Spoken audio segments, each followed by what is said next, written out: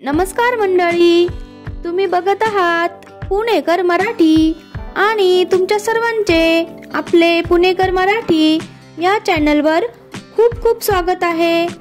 तर मैत्रिणींनो, 23 नोव्हेंबर 2024 शनिवारी आहे कालभैरव जयंती। तर कालभैरव महाराज हे न्यायाचे देवता आहे, शिस्तीचे देवता आहे। प्रत्येकाला आपापल्या शिस्तीप्रमाणे ते फळ देत असतात। भगवान श्री शंकराचे एक अवतार मानले जातात भगवान कालभैरव। जो व्यक्ती भगवान कालभैरवांची सेवा करतो त्याला त्याच्या आयुष्यामध्ये कधी भूत पिशाच प्रेतबाधा त्यांच्या घरात आणि त्यांच्या आयुष्यात प्रवेश करत नाही। तर या दिवशी कालभैरव महाराजांचा जन्मोत्सव आपण साजरा करणार आहोत।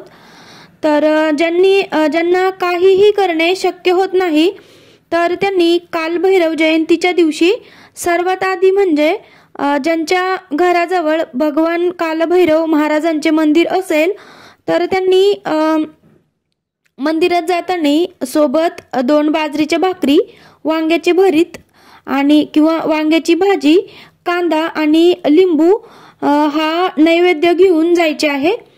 आता मैत्रिणींनो, आता आपल्या सर्वांना माहिती आहे की भगवान कालभैरव महाराजांचे वाहन श्वान आहे, ज्याला आपण काळा कुत्रा असे म्हणतो।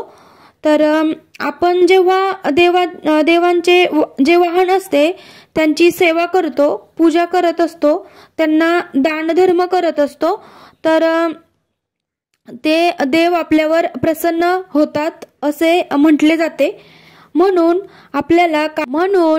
आपल्याला कालभैरव जयंतीच्या दिवशी कुठल्याही काळ्या कुत्र्याला, आणि काळा कुत्रा नसेलच तर आपण कुठल्याही कुत्र्याला आपल्याला एक चपाती खाऊ घालायची आहे।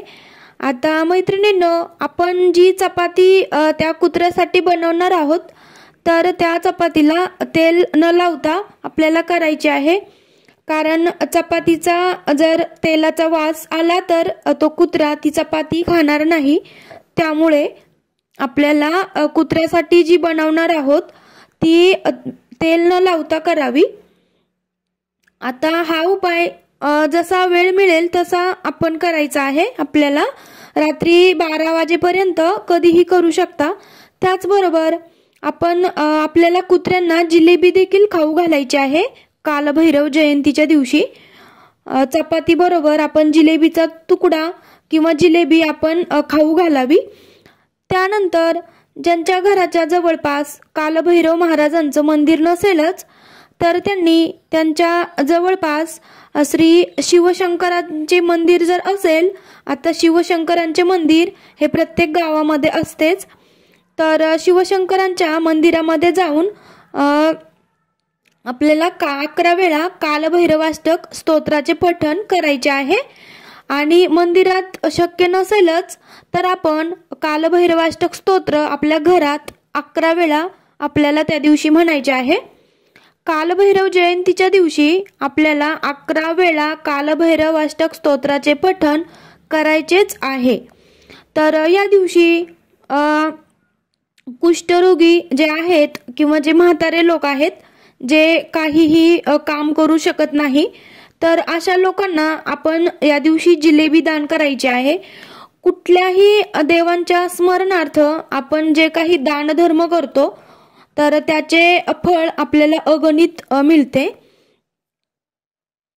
जर तुमच्या घराजवळ कालभैरव महाराजांचे मंदिर नसेलच तर आपण 2 म्हणजे बाजरीची भाकरी, वांग्याचे भरीत, कांदा आणि लिंबू तर आपण हे गोरगरिबांना खाऊ घाला या दिवशी, जे की भुकेने व्याकुळ झाले आहेत अशा गरीब लोकांना आपण हे खाऊ घालायचे आहे।